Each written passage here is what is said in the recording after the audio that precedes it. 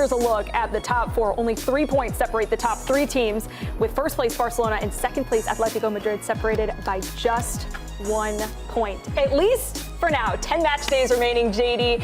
Is La Liga Barcelona's to lose?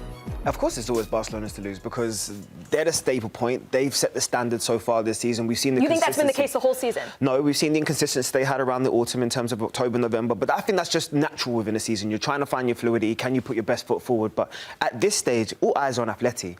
I know this sounds very far-fetched. And when you look at it, you look at a tight table and you look at what Hansi Flick has done so far.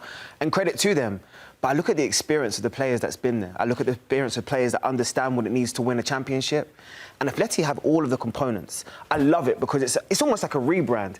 Historically, we've seen Atletico Madrid and we've seen a defensively efficient team, a team that understands who they want to be, especially on the defensive side of the ball. But this year, I'm lacking the fluidity. I'm loving the energy going forward. It's almost as if Simeone said, I'm going to take the shackles off you guys this year. I want to trust Alvarez in the final third. I want to trust that these players can go and win me games. And they're doing it time after time.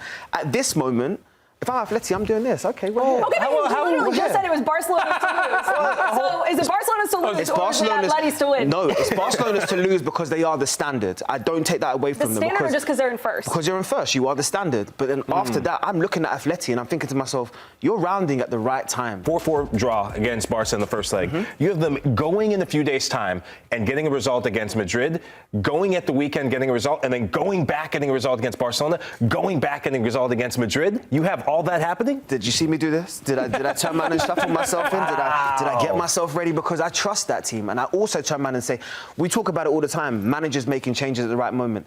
We looked at that game and we thought to ourselves, oh, it's a difficult game. Atleti, are they struggling to find the momentum? Changes in the 60th minute. And what happens between the two substitutions? Llorente automatically plays in Alvarez, and that's what happens. In those moments, sometimes you have to look at the manager and think to yourself, okay, you're the one that's making the difference. And I look at that schedule and I understand. Champions League, home and away, it can be difficult. Getafe as well, taking that in. It's never an easy place to turn around and handle. Barcelona twice as well. But accept the excitement. Accept it. Approach the assignment in the right way. Turn around and say, if we're going to be champions, if we're going to be contenders across all of these fronts, across especially all of these competitions, we have to turn around and say that we're going to win these games. Yeah, I don't share your excitement about their Champions League fortunes. For the last 3 months, I've said Atleti are going to win the league, so I'm with you on that. I like that. But when you are playing against a Real Madrid side that's not going to be the same across 2 legs. What Madrid do in the Champions League is very different than what they do in La Liga. Then you have to back that up against a Barcelona side that's out for revenge. Ooh, okay, so it's gonna be tough. It sounds like you've got Atleti in La Liga. You as well. TV, where do you stand? That's where I was too. I didn't know that this was going to be a consensus on the desk. Real Madrid are always going to be the team to watch. Like, I take those two teams, both Madrid teams, more seriously than Barcelona, right? Like, the eye test of the way they defend, how naive it is and how bad it is in defensive transition, doesn't quite match up with the advanced numbers, particularly in La Liga. Barcelona have more expected goals against than the other two teams in the title race, but it's not dramatic. They're still, I think, in the top handful of teams in La Liga. But in the Champions League, they are more like mid-table in expected goals against. And I think that that's more about what this team is and the frailties defensively and the naivete of the tactics of how high that line is. Over a 38-game season, it's going to catch up with them. It hasn't quite yet. They've been on a phenomenal run of form. But for me, I trust Atlético Madrid more and even Real Madrid. Do you guys think that defense becomes even more important in this final stretch now? Is that why, like, you would give an edge to Atleti, even though Barcelona is scoring a bajillion goals? Yes. At this time of the season, the variance of Barcelona going to a different La Liga team, if they get caught in transition in the wrong moment, that's how you drop points. Okay, but let's talk about drop points then, because Real Madrid, if we're talking about those 3 teams, they have 11 points dropped from winning position in La Liga, which is more than Barcelona or Atletico Madrid. Barcelona have 9. And so they were ahead of them after this weekend, after losing to Betis. So I completely understand this point, but it's not a drastic difference. Yeah, of the 3 sides, Real Madrid aren't going to win La Liga. Let's just. They're 3 points out. How can you say that? How can you say that definitively? In one sentence, you just turned around and said to me. Their side. Ancelotti is raising his eyebrows. Their side right now that is not deep enough to compete on multiple fronts. Okay. they will value the Champions League. Carlo Ancelotti, we've seen that time and time again. What they don't do in La Liga, they do in the UEFA Champions League, right? So Vinny Jr.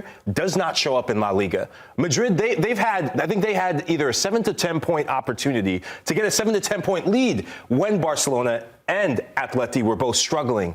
They do not have the depth at the back. They're banged up in the midfield. And up top, Vinny Jr. is not dialed in the same way. So right there, that tells me that barring a complete disaster from Barcelona and Atleti, I don't rate this Madrid side in La Liga. I never have. So more people actually agree with Mike than disagree with Mike. And I don't understand why. What does the eye test tell you about Real Madrid this year? In the Champions League or in the Liga? Just in La Liga. What does the eye test tell you? In La Liga, it tells me that the mentality that they have. Did you watch the match against Real Betis? I've seen it. I watched it over and again. I watched the highlights again this morning. For me, the big difference that I saw in that match, they play in spurts. And they've been doing it throughout the season. For 20 minutes, they looked unplayable. Kylian Mbappe turns in the half space and then makes a magical pass. And then as soon as other teams put their chest out, it doesn't matter if it's Sociedad, Real Sociedad, it doesn't matter if it's Atleti, they're a team that switches off in ways I don't see them switch off in European competition.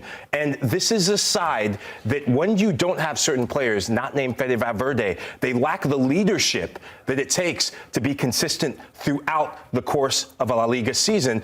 The leadership that we see from a Barcelona, the leadership we see from an Atleti side, they don't have those intangibles in league form. I don't know what goes between the ears, but I think sometimes they disrespect the opponents they have in front of them. Ali made a great point about defense being an important component. Do you not think that Rudiger and Alaba coming back together now and being able to develop that rhythm for the latter part of the season is going to be important? They looked banged up. They looked like they're two players who they have a bunch of matches coming back a bit too soon.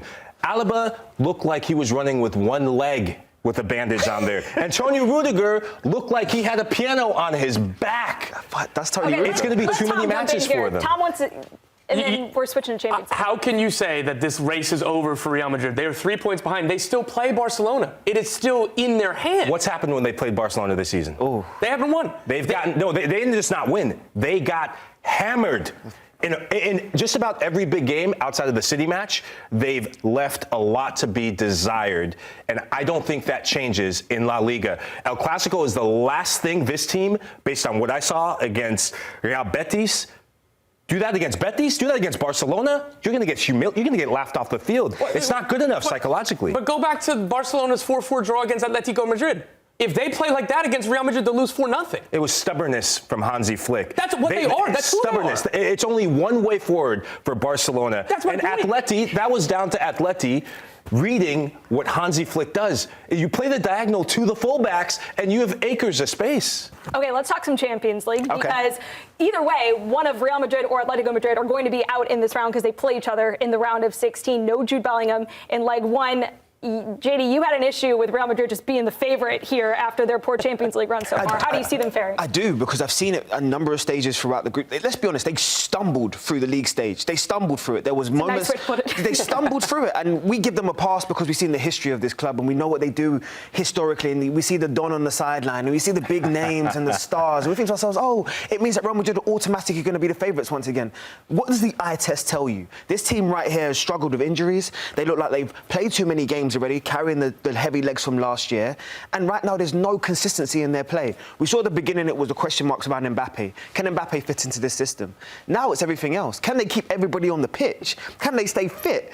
I don't see the fluidity of Real Madrid in previous years, and I think age is catching up with them, and I also think maybe a slight little mental fatigue is catching up with them too. What do you guys think about Barcelona? And they're go back to the start. No. In Champions League, how do you see this competition going for them? I think that they're a phenomenal attacking team. It is so much fun to watch. I just think it's too naive defensively to go through this competition in a knockout stage. I just don't see them getting all the way.